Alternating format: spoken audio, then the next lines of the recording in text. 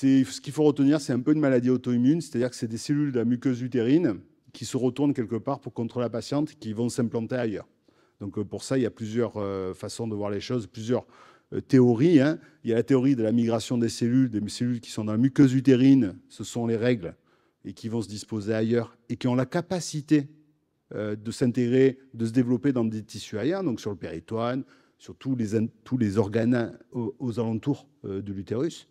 Il y a la théorie des cellules souches, c'est les cellules qui sont produites dans la moelle osseuse et qui se transforment en cellules d'endomètre et qui vont se développer un petit peu ailleurs, pareil. Il y a la théorie de la métaplasie. Pendant la période fœtale, en fait, les cellules d'endomètre qui auraient dû être dans l'utérus, en fait, elles se retrouvent ailleurs. Vous savez, parce qu'il y a des mélanges de cellules, on n'est pas parfait, vous l'avez remarqué. Eh bien, pendant la période fœtale, ça peut arriver.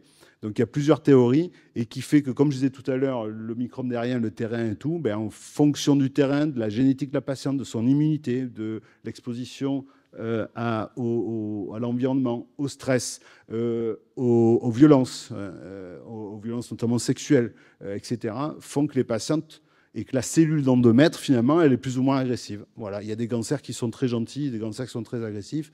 Dans l'endométriose, c'est la même chose. Il y a la cellule d'endomètre qui devient endométriose. Elle se dépose. Soit elle est gentille, soit elle pourrit la vie des patientes. Et ensuite, il y a ce qu'on appelle tous les phénotypes qui vont derrière, tous les types d'atteintes. Mais là, peut-être qu'on en parlera plus tard, parce que sinon, on va noyer le sujet.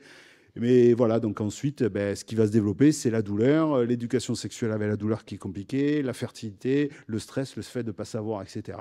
Et ensuite, ce qui varie beaucoup, beaucoup, c'est le témoignage des femmes. Les médecins sont éduqués à écouter les hommes et pas vraiment les femmes. Et en fait, c'est deux langages différents. En fait, on parle le même langage, mais en fait, on a des langages complètement différents, notamment dans la plainte. Et c'est là où on peut faire beaucoup de science, mais tant qu'on ne change pas la culture de l'écoute, rien ne changera, en fait.